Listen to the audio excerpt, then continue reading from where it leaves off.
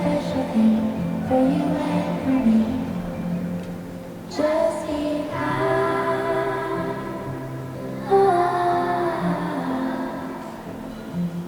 Just be kind, kind, kind, kind, kind. Kind words can go a long way. I hear the kind things you say. Nice is just the right thing to do. Don't you worry, I'll be kind to you. Kind is kind love, the most important thing that we can all be. Kind is kind love, a very special thing for you and for me. Just be kind.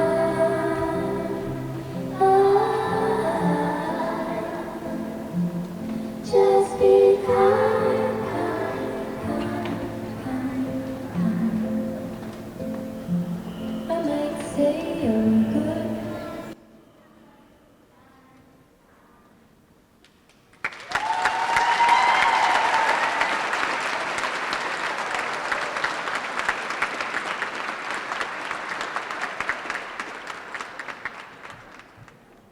How about another round of applause for those kids?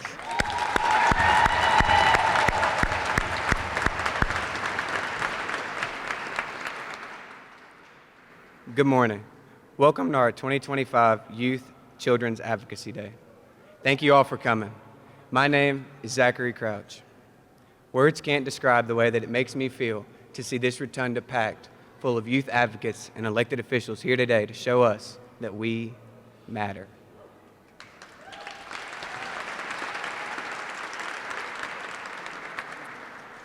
Thank you, Governor Andy Beshear, Lieutenant Governor Coleman, Attorney General Russell Coleman, General Assembly members, and Executive Director of the CYA, Dr. Terry Brooks, for showing up to show us that we matter.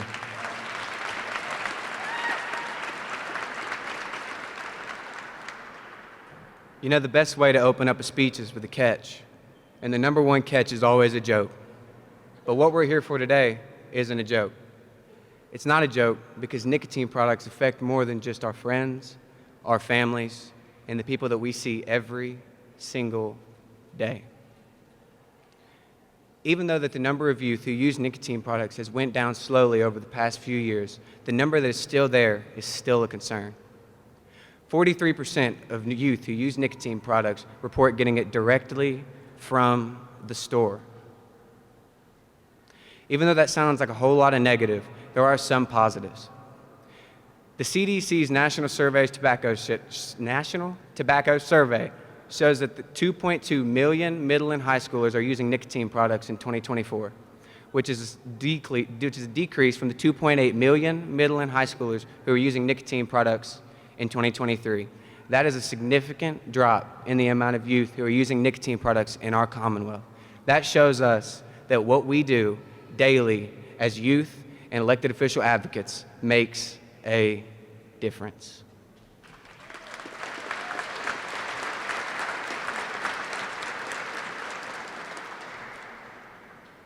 I'm from Taylor County, and I go to Taylor County High School. Our number one problem in Taylor County is vaping. It's gotten to the point where you can see it anywhere, anyhow, and they don't care to get caught because they need that feeling. That feeling is called a dopamine rush. It happens when the nicotine hooks onto the receptors inside of the body and causes that feeling of good. It makes them a victim of the tobacco industry. The effects on the students using these products is night and day. Grades dropping, athletic performance going down, and the overall health of our community and our nation at an all-time low.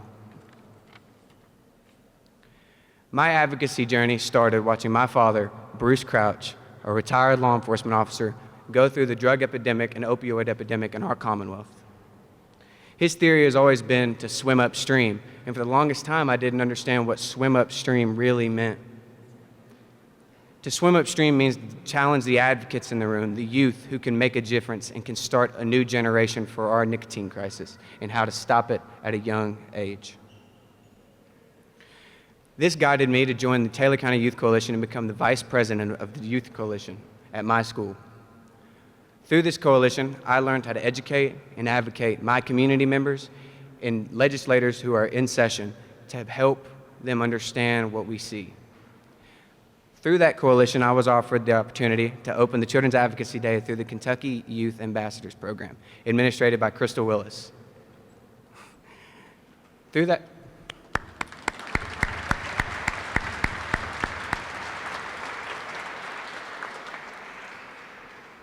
when Crystal and the Kentucky Youth Advocacy Board offered me to open up the 2025 Children's Advocacy Day with a speech, I was honored and looked at it as a privilege of what I can do as a youth advocate. Through the Kentucky Youth Advocacy, I learned how to educate, advocate, and understand how to educate and advocate to our community, but not just my community, to the nation that I live in, and to the legislators in and out of session, how to talk to them year-round and communicate and build friendships with those legislators. Around the same time I joined the KYA, Griffin Nemeth accepted me onto the hashtag Icon in the Trend Board, sponsored by UK. The hashtag Icon in the Trend Board is a board of youth advocates who learn, educate, understand, and research and respect these bills passed by these legislators and to understand what they do and how they work. While a part of hashtag Icon in the Trend, I learned about two specifics, one Senate bill and one House bill. The Senate Bill 100, passed by Senator Higdon, is a Senate bill that is focused on the Tobacco 21 laws, retail licensure for those retailers who sell to the youth, and the stronger penalties for those who sell to the youth and get caught. That will help. The House bill that I researched and analyzed is House Bill 187, passed by Representative Duval. This House bill was mainly over the Juul settlement that we won in 2023 that helped us educate and push out that money where it needed to be into nicotine prevention programs and how we can spend that money the right way and put it back into our youth and learn with that money how much help we can really do. These bills will impact my community for many ways. One way is it will put these retailers who think it's okay to sell nicotine to our youth and my community away. And it will help our nation by doing the same thing nationwide and getting those retailers who sell to our youth off or behind the counter to help our youth not have the supply of nicotine products. I hope that the General Assembly passes these bills during this session and can make a real difference in kids' lives. But I want to hear, will the advocates and leaders today make that happen?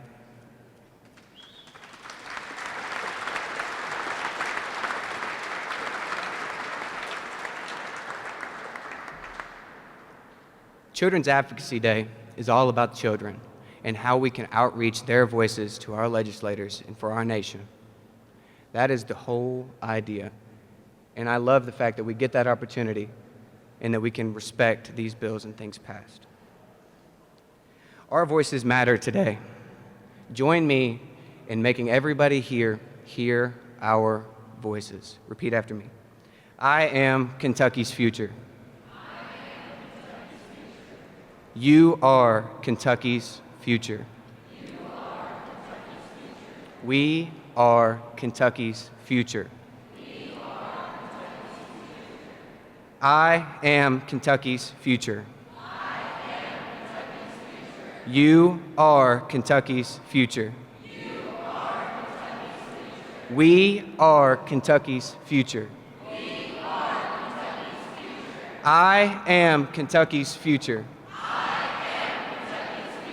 You are Kentucky's future. We are Kentucky's future.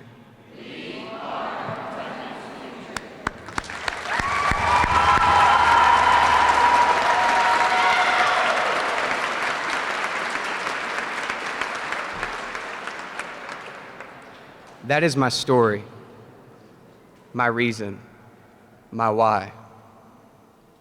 What is your story? What is your reason? What is your why?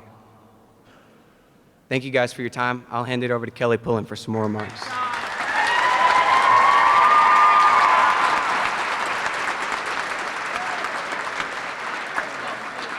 Thank you, Zach. Good morning to everyone here, and welcome to the Capitol for the Rally for Our Kentucky Children. I'm Kelly Pullen. I'm the Executive Director of the SKY program at Aetna Better Health of Kentucky.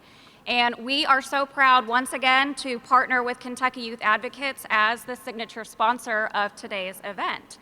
And we are so excited to see our youth here participating in this concentrated week of advocacy. Aetna Better Health of Kentucky, like everybody here gathered today, supports this week and this cause, and we are committed to improving health outcomes for Kentucky's children and our families. Strong families, protection from harm, economic security, high quality education, these are all factors that are important in addition to good health, and they affect the total well-being of our children and our communities. Just like we heard about the impact of vaping, as Zach just mentioned a moment ago. For nearly 20 years, this annual event has been a driving force for change in Kentucky policy. And we want you all to know that what you're doing this week and what we do throughout this year in every small meeting or even in a brief conversation truly does make a difference. And one only has to look at the latest edition of the Blueprint for Kentucky's Children to see that all of your advocacy matters. So as we speak with legislators and policymakers this week, let's be mindful of that impact. You are affecting change, and you're bringing visibility to the real needs that our young people face every day. The children of Kentucky are counting on us to provide collective support reflected in policies and initiatives that promote the well-being of our children, our families, and the future of our Commonwealth. To everyone making time to participate in Children's Advocacy Week, Aetna would like to thank you. We are honored to partner with you as you advocate for these policies that are going to help Kentucky children have the best possible opportunity for a brighter future. Thanks for having us, and I'm going to turn it over to Terry Brooks.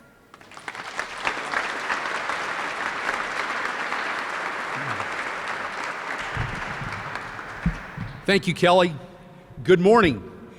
I want you to glance at the third level up there. Y'all wave up there. So you see those 12 people? That's twice as many people as were at the very first Children's Advocacy Day rally 21 years ago.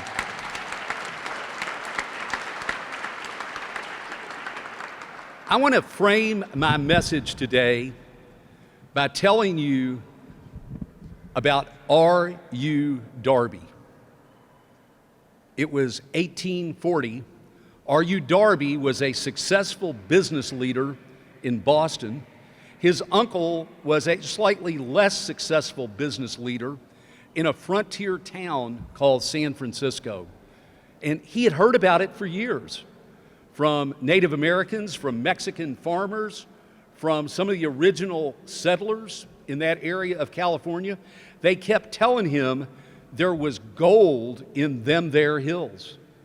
So that San Francisco guy convinced his nephew to come to San Francisco. They staked a claim and they began to dig. And they dug and they dug and they dug, and they came up empty, and they became tired, they became hopeless, they gave up, and they sold that plat of land to a junk dealer in San Francisco. I don't know a lot about that junk dealer, but I do know that he knew what he didn't know. So he hired 3 geologists. They went to that land claim and they said, drill here. So they dug and drilled, and in 1849, they hit the mother lode and started the California gold rush. Do you know where the mother lode was? It was not 300 miles or 30 feet. It was 3 feet from the last hole that R.U. Darby dug. 3 feet. Can I tell you that I believe we're just 3 feet away from making Kentucky the best place in America to be young? I know that it's easy, isn't it? You see the friction in Washington. You hear rumors that nothing gets done in Frankfurt. I want to tell you that at least that second narrative is absolutely wrong. I think we are at a unique place in the Commonwealth where we are so close to making Kentucky the best place in America to be young. As an example, over 80% of KYA's priority bills are on track to become law upon the governor's signature in this session. Now, my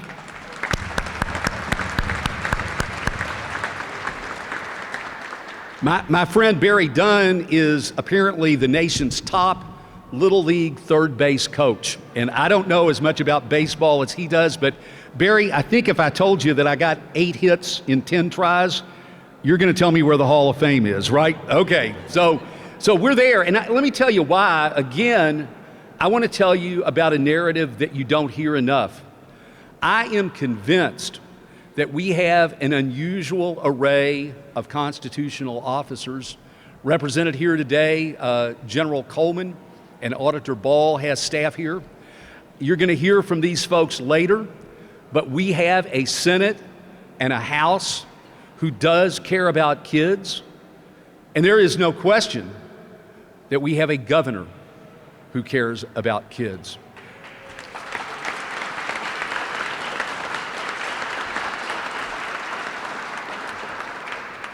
Eight years and 1 week ago, the Democratic response to the State of the Union was delivered by a guy named Steve Beshear. Do you? Good. And you'll know that the last line of that speech said, "Look, I may be old-fashioned, but I still believe that dignity, compassion, honesty, and accountability are basic values." Governor, I know you reflect that. So does the First Lady. So does the Lieutenant Governor. So does who I think is the most imaginative secretary we've ever had in Eric Friedlander. And I think those basic American values also guide our leaders in the Senate and House and constitutional officers. That's why I believe the days are bright for Kentucky's kids. Governor, you know you're an important part of shining that brightness. Thanks for being here today.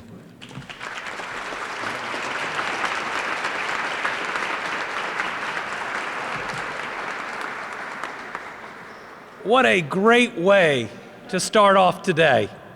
So I got to start off today by heading to Louisville for the Educators Rising Conference, where thousands of Kentucky high schoolers are committed to leadership and are committed to a future in education and public education.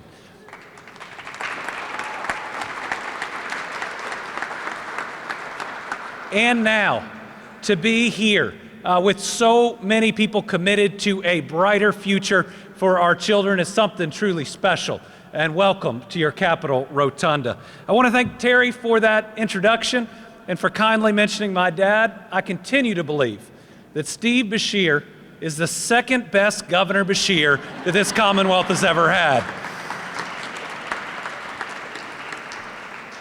But you know, if I can be the type of man and the type of father that he was to me, then I know I'm doing right by my kids and by this Commonwealth. It is great to be here with so many leaders who are working to protect and to fight for our children, and with so many young people who are using their voices that recognize they're not the leaders of tomorrow, but the leaders of right now. Before I get to today's event, I want to ask for continued prayers for families impacted by the flooding that occurred just a couple weeks ago. It's a tough time for at least 24 families as we lost 24 Kentuckians, 24 children of God just to the latest natural disaster. But we will get through it, and we'll get through it together. And we'll get through it with so many people in this room offering what they have to help these families and to be committed to carrying their grief for as long as that family will let them. We will rebuild every life. We will rebuild every structure. We will make sure that we are there for these families every day just as much as we've been for those impacted by tornadoes or other flooding. Scripture tells us to look out for one another's interests, not just for your own. So while we seem to get hit by a natural disaster, it seems like every other month, we always see Kentuckians living out their faith and their values, restoring our faith in humanity by always being there for each other in their darkest and most difficult moments. And you know what? I've never seen somebody who shows up to muck out their neighbor's house, ask about their political party. I've never seen that person who pulls up in somebody's driveway and gets out, introduces themselves, and say, how can I help, to ask about their political views. What we see are people doing right. Not concerned with right or left, but concerned with right or wrong. Not trying to drive a state to the right or the left, but just trying to move it forward. And I think it's that type of spirit that is in this rotunda today, with leaders that are committed to getting better outcomes for our kids and would love to push all the politics aside. I want to thank Zachary. Which one do you go by? I want to thank Zach for that incredible introduction. What a great job he did today. Let's give him another big round of applause.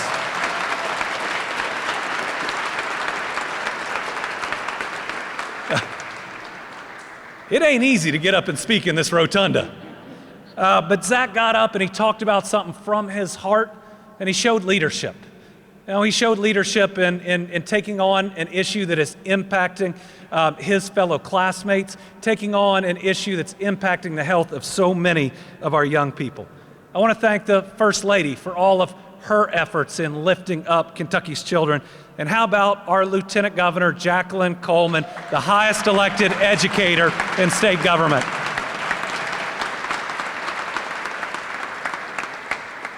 As the dad of 2 teenagers, so please pray for me, and as governor, there is nothing more important to me than creating a better Commonwealth for our kids. That's why I've been laser focused on those worries of our families every morning when they wake up and every night when they go to bed. I'm convinced that our families don't wake up thinking about politics. They don't wake up thinking about the next election. They wake up thinking about their job and whether they make enough to support their families and provide opportunities for their kids. They wake up thinking about that next doctor's appointment for themselves, their parents, or their kids, how far they have to drive, how much that prescription might cost. They think about the roads and the bridges they drive that day, or when their teenager gets the license, will it be the safest road for them to drive?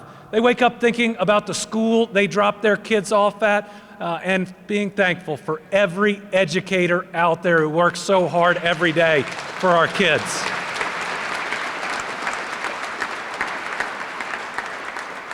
And they wake up thinking about public safety in their community. Are they safe? Are their kids safe? Do they feel safe?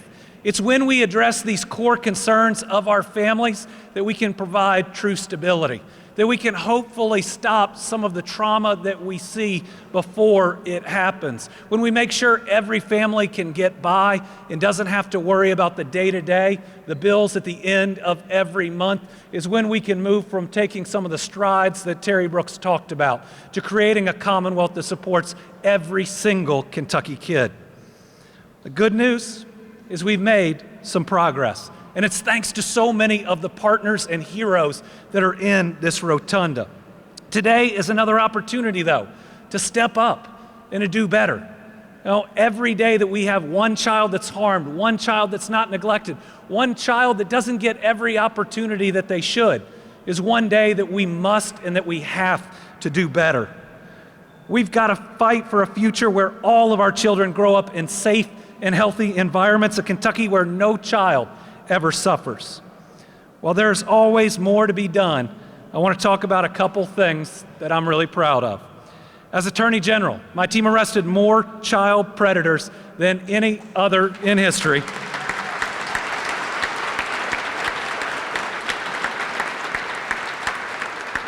We trained thousands of Kentuckians to recognize, report, and prevent child abuse and human trafficking.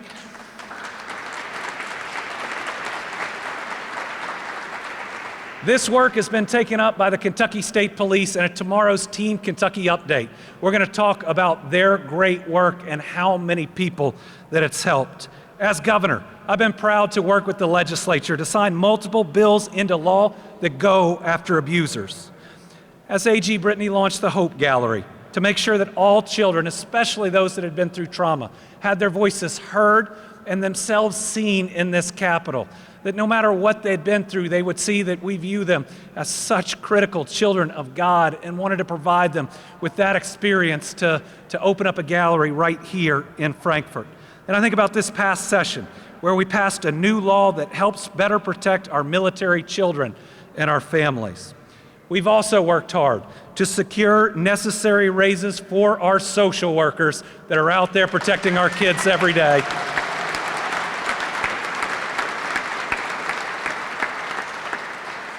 And in the last couple budgets, we've seen record funding for our foster and adoption services.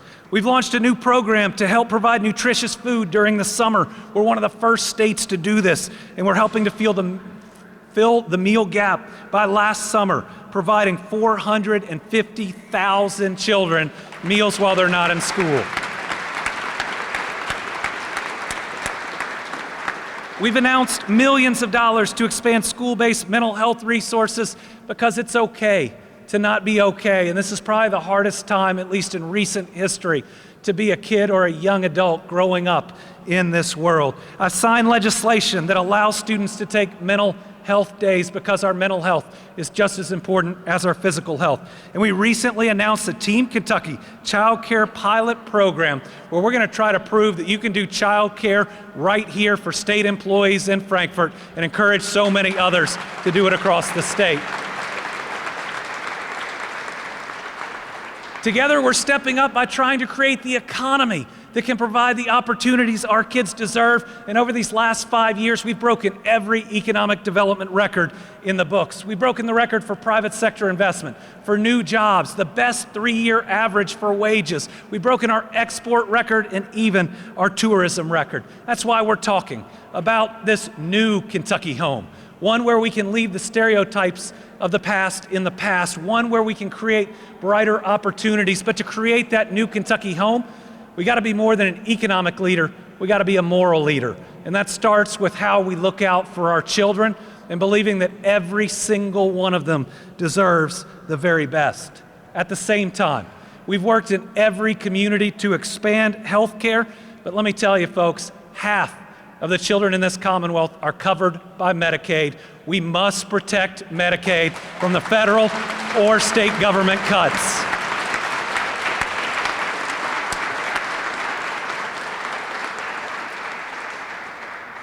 We're helping our children's health by bringing cleaner drinking water to so many areas. We're helping their health by bringing high-speed internet access to every part of Kentucky so that you can see a specialist from your own home and you're never told the best thing you can do for your child's health is to move. So put simply, we're not looking at the same Kentucky anymore. And the work that you do, stabilizing a family, making sure a child avoids trauma, means there is a better job and a better future just waiting for them than at any time that I can remember. But as we sit here today, more work needs to be done. We've got to lift up our system of public education by providing better, more competitive salaries for all of our public school educators.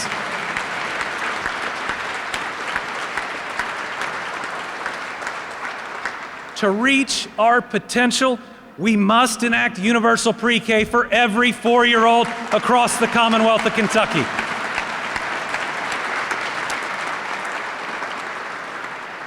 And while we're celebrating our wins, folks, every year that we don't have universal pre-K is a loss. 54% of our kids aren't kindergarten ready the first day they walk into schools. 54%. Providing universal pre-K will provide those services to 34,000 more Kentucky children, and it'll be the single most impactful thing we can do for our workforce. Families that can't afford childcare or don't live in a childcare desert, it saved $13,000 on average that year, helping to stabilize that family. So folks, as a budget session comes up next year, here's what I'd ask you. Be loud in advocating for universal pre-K for every Kentucky child.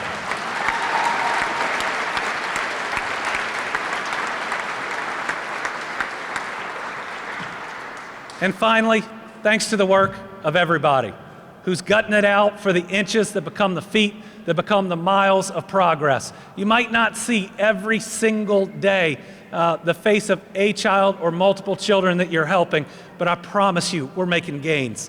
As we sit here in this moment with more opportunity for our state than I've ever witnessed, we've got to make sure we're doing it and doing it right. So a big thank you to the Kentucky Youth Advocates. A big thank you to all the partners that are here, but let's stay committed. Let's get the job done. Let's make this the best state in the country to be a child. Let's make sure we're giving our Kentucky youth the very best. God bless. Thank you all very much.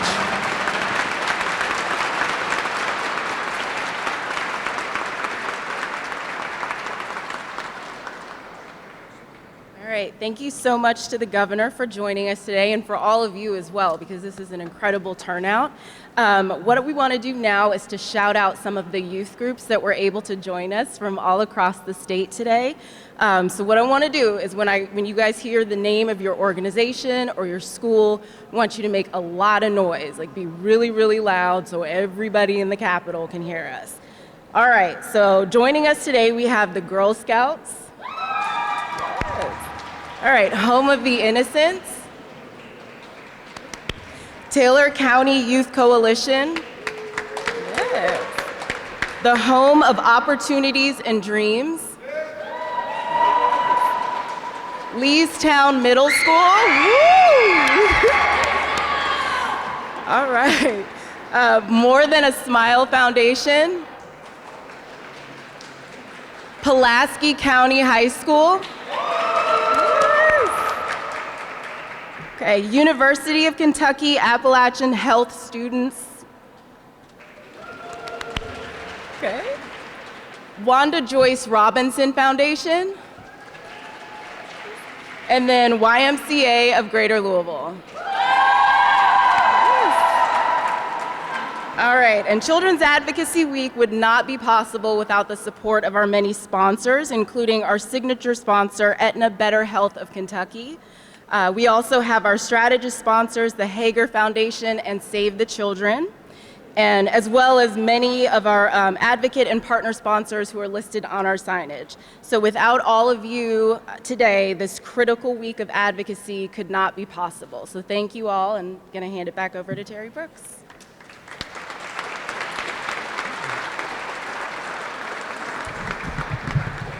Thanks, Courtney. I mentioned that among the reasons that I am optimistic is leadership in the Senate and the House. Historically, that has been the group that we have gone to make a difference. Whether it's child maltreatment, economic well-being, juvenile justice, or K-12 education, we have found the General Assembly to be a persistent and consistent voice for kids. So we wanted you to hear from two leaders today. I'm going to introduce them together, and then Senator Givens is going to open, followed by Representative Heavrin. Representative Heavrin, who is from House District 18, correct? Okay, so Representative Heavrin, I could talk to you about her chairpersonship on the Family and Children's Committee. That's not what I want to do. I want to tell you about one incident that framed my opinion of her. We at KYA sponsor a lot of voice groups, kinship providers, young people in foster care. We also have a group of parents and birth parents involved in the child welfare system. And they came to meet with Representative Heavrin one afternoon. There was no press conference. There were no cameras. There was no reason for her to do it, but she took all afternoon. I think her LA was going crazy because she was canceling appointment after appointment. She listened to every story, and you actually reached out and understood. That, to me, is how I think of you, Representative Heavrin. The other person representing the Senate here already knows this. If I have a tough question in Frankfort, I dial 1-800-DAVID Givens. And I see Senator Givens as both a friend, a source of counsel, and a coach. When I think about David Givens, a quote from Ronald Reagan comes to my mind. President Reagan said, "Try to make them see the light. And if they don't, make them feel the heat." Well, let me tell you, there is no one who does that better than Senate District 09's representative. David Givens constantly tries to help colleagues and other folks see the light for kids. But when they don't, Kentucky's kids can count on him to bring the heat. Senator Givens, thanks for being here.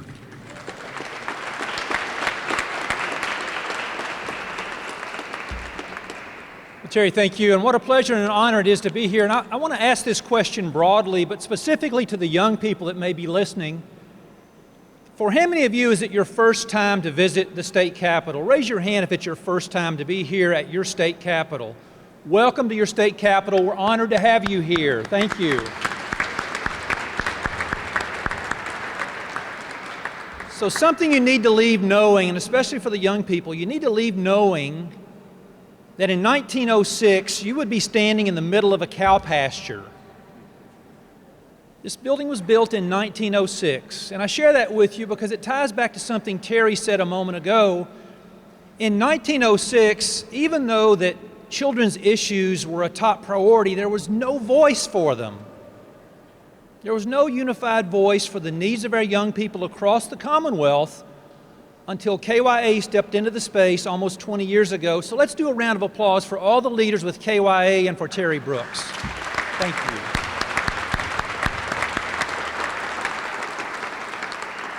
So I have the honor of literally having a front row seat. And I was sitting here a moment ago, and for some of you, you could hear the young people singing, and for others, you might not have been able to have heard some of the words that they sang. But in that song, there were some special phrases that I found to be interesting, and I want to start with the first one. The first phrase that I heard in that song was fall down and get up. Fall down and get up. And when you have issues like we're constantly battling here in Frankfort, and I'm so honored to serve alongside so many talented colleagues, we've learned that your issues are sometimes going to fall down and you got to get back up. And KYA and those voices that you represent and the organizations you represent are some of the best at getting back up after falling, and I urge you to continue doing that. The other phrase that I loved, and you never hear these two words together very often, new mistakes. The kids sing about new mistakes. New mistakes means you're stepping out, trying something different, trying something maybe a little outside your scope of reach. And it may turn into a mistake, but gosh, we learn so much from those new mistakes. So I applaud the young people for the message that they brought in that song. And then to have that song followed by Zach and the full-on, full-court press lobbying that Zach did so skillfully and artfully. Wow, for any of us that serve in the legislature, we kind of feel pointed at, as if the governor didn't point at us, Zach pointed at us. Well done, Zach. Thank you for that message.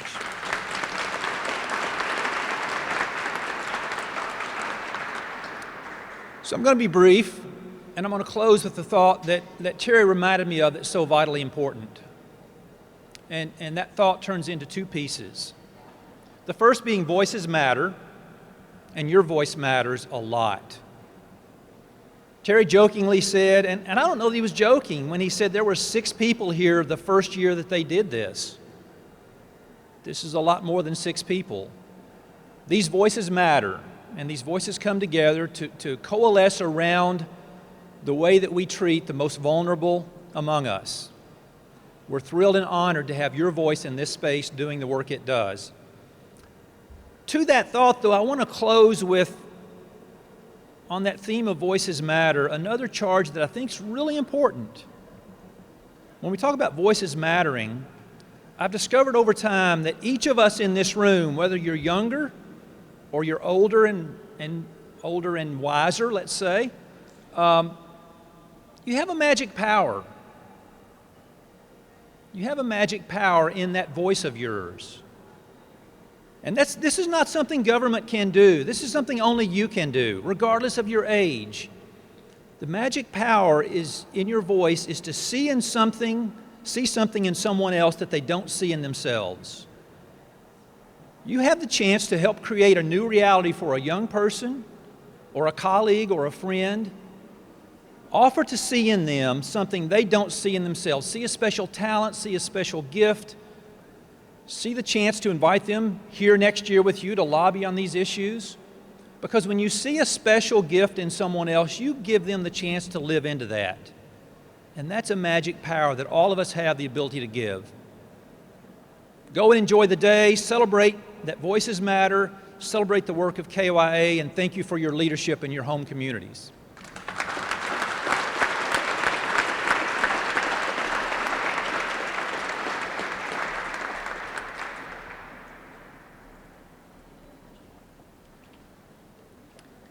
Hello, I'm State Representative Samara Heavrin of the 18th District, and with me today I've got my buddy Jack. Hi. Jack is from Litchfield, and he is the exact reason I'm up here today. It was a stark reminder as he was sitting there and we were talking about the youth, how they are the future. Most days in the Capitol you'll find me with a kid interning for me or being a page for me, because that's exactly why I'm here in Frankfort, is to make sure our kids have a bright future. It's an honor to be standing here today, surrounded by so many passionate advocates, dedicated leaders, and most importantly, the bright young faces of Kentucky's future. It warms my heart to see the rotunda filled, at one point on all three levels, but definitely two right now, with hardworking individuals who all share a collective commitment to ensure that every child in the Commonwealth has the opportunity to thrive. As legislators, we often think what it means to serve our communities and how we can better support Kentuckians. I believe that one of the greatest responsibilities that we have as lawmakers is protecting and uplifting our children. We often view our children as future problem solvers and the leaders of tomorrow, but the truth is they're not just our future, they're our present. They need us to fight for them today to ensure that they can grow up in safe homes, receive a quality education, and have every opportunity to be thriving, healthy adults. That's why I've been proud to work on child care legislation, help Senator Julie Rocky Adams with kinship care legislation, make sure that we have proper funding, and also to help children that are facing abuse and neglect. Last year, we passed House Bill 271, which established a 24/7 statewide child abuse reporting system to enhance our state's reporting mechanisms for child dependency, neglect, and abuse. This is a really big deal. The bill is another step to make sure that kids don't fall through the cracks and that we improve in how we track and support our children here in Kentucky and the foster care system by getting them the resources and support that they need. I also see DCBS Commissioner Lisa Dennis and Secretary Friedlander. I appreciate their partnership. They work to help us make sure that kids are thriving here in Kentucky. Kids in tough situations shouldn't feel like they're going through anything alone. All of us being here today is a testament on how much we love and support our children. They should know that the adults are fighting for them here in Frankfort, in the House, and the Senate. But they should also know that we believe in them and we are working to make this system better. Children's Advocacy Today is a perfect representation of what we can achieve when we unite together for a common cause. What challenges in this space still exist, of course. Let's remember that our collective resolve is much stronger and we can transform these obstacles into opportunities for kids and to reach their full potential while facing adversity. I'd like to thank each of you all for being here today. Parents, caregivers, professionals, advocates. You are gathered here, and you all are the ones that work behind the scenes tirelessly to make kids have a good life. Your hard work and dedication is the backbone of this day and the organization, and let's be honest, it's the backbone of Kentucky. Your daily efforts, although often unseen, are saving kids and fostering an environment where they flourish. Now, the Kentucky General Assembly is working really hard to make sure some of these tough conversations are handled. We're talking about kids across Kentucky having better lives. We're talking about making sure kinship care families have the best opportunity. And while the governor gave us some work, I'm going to give him some work too. We've got to make sure that we're funding kinship care and that we're helping kids. This isn't a political thing. This is putting our future first. Again, thank you for the much love and commitment to Kentucky's kids. Hand in hand, we can build a strong future for the children across the Commonwealth.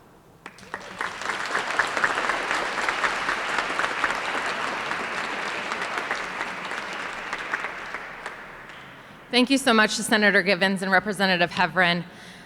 We now have the opportunity to award and recognize some folks who tirelessly worked on bills in 2024, as well as some youth advocates that have been a key to the cause around uplifting kids' voices. So I will first start with Representative Samara Heavrin. The Blueprint for Kentucky's Children Champion for Children Award is for her efforts to strengthen the child care infrastructure with the Employee Child Care Assistance Partnership with House Bill 561. She is a very strong leader of the Families and Children Committee, and we are grateful to have her on kids' sides.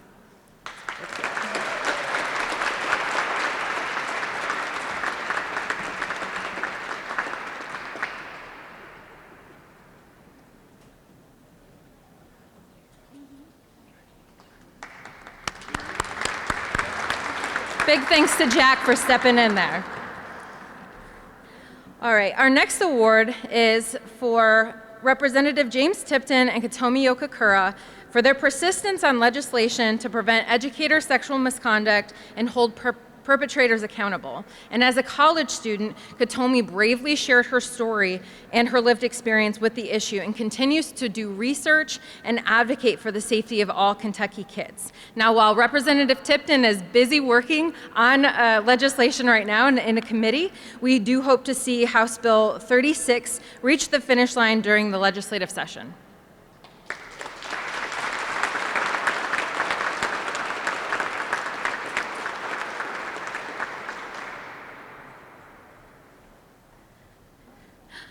Our next awardee is somebody who has been known to KYA for some time and has been part of the True Up group of young people and very actively engaged, an incredible advocate, and we are just so happy to have a chance to honor her.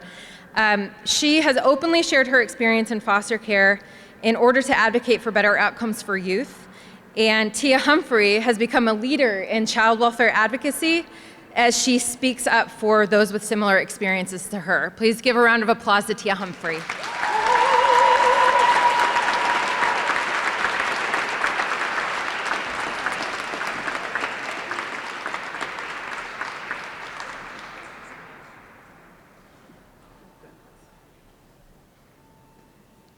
And not to be outdone, we have a couple of other youth that we would like to recognize, and they are being represented by Bella Cornett and Courtney Jeffries on behalf of the Graves County ASAP Council.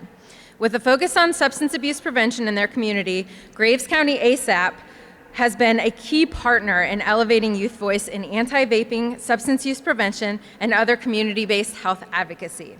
They bring a lot of energy and a lot of fun to the work as well. As a high school student, Bella has shared her experiences and passion for substance use prevention through panels, podcasts, and advocacy opportunities, and we are so grateful that they are part of this cause.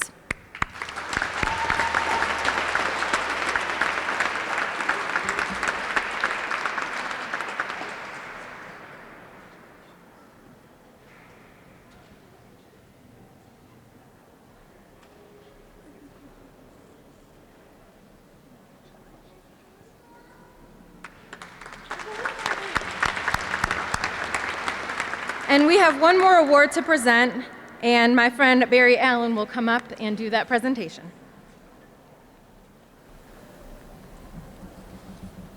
Thank you, Shannon. Good morning, I think. Yes, good morning. Well, I'm delighted today to be presenting this year's Kentucky Youth Advocates Legacy Award in behalf of its namesake and my friend Frank Harshaw, who is rehabbing from knee surgery. Otherwise, he would be here. So in this world of give and take, you know, there are not enough people who want to give what it takes. But that's not the case with Frank Harshaw and his wife Paula, and that's not the case with this year's award recipient, Senator Julie Rocky Adams.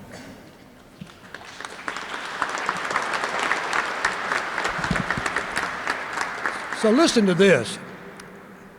As a boy, some 80 years ago, Frank Harshaw fell between the cracks, was abandoned, and in and out of foster care and institutions. He had every reason to be hopeless, but he didn't.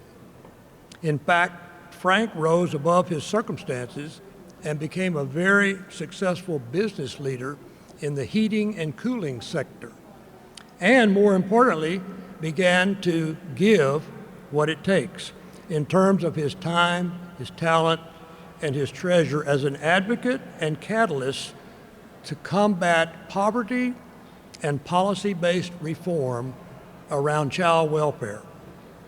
The name of today's award is the Frank Harshaw Thermostat Award. And why thermostat? Well, it's consistent with his career in heating and cooling and with his knack for setting the temperature in all of his endeavors. And just as Frank sets the temperature in his business and community, so has the one we honor today with this award been setting the temperature for bringing hope to Kentucky's kids since she came to Frankfort in 2011 as a representative and then in 2015 as a senator. According to Terry Brooks, no one in Frankfort looks upstream with more thoughtfulness or tackles problems with more persistence than Senator Julie Rocky Adams. She has sponsored successfully a Blueprint for Kentucky Kids bill every single year.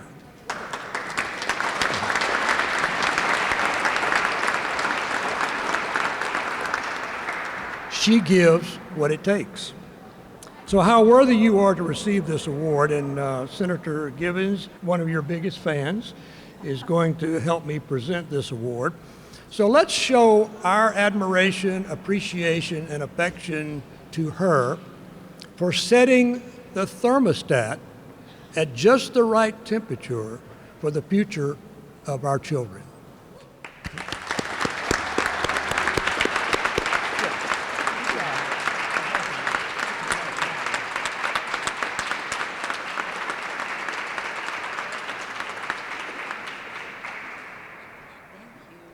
Good job.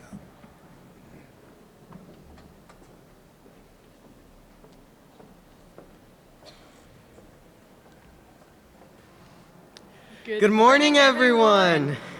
Hello, my name is Kaden Dunn, and I'm from Warren County. And I'm Aaliyah Stigall from Boyle County, and we are a part of the Health Youth Ambassador Program through KYA. Now, I don't know about Aaliyah, but I'm pretty excited to be here. No, Kaden, I think I'm more excited. Not possible, but how excited are you guys to be here? Wow, that's a lot of voices. That's a lot of power. Kaden and I are both familiar with advocacy. However, most of our peers don't understand the power their voices possess. Through the Miss Kentucky opportunity, I have witnessed and learned from the title holders around me, all advocating for a cause they are passionate about. My passion for connection pushes me to advocate for the health and safety of the present and future generations. Being surrounded by impactful youth voices encourages me to do even more with my initiative. Seeking more opportunities for advocacy led me to become a Kentucky Health Youth Ambassador and connect with this incredible group. What about you, Kaden? Well, I don't exactly have the poise for the pageant circuit, but I try to advocate in other ways. My way being teen court. By serving as a prosecutor in my local teen court program, I see firsthand what happens when you provide a voice to a largely unrepresented community. Kids. But guess what? Not everyone is extroverted as me. Not everyone's as talkative as me. Not everyone has that luxury. That's why I became a Health Youth Ambassador, because I like to bring my passion, my stage presence, to an actual stage. So let's hear it for the kids.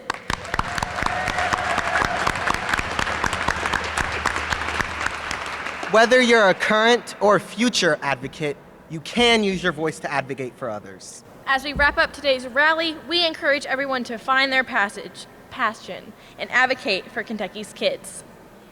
Just because this is the last event of Children's Advocacy Week does not mean this is when you stop using your voice. If anything, this means you need to use your voice now more than ever.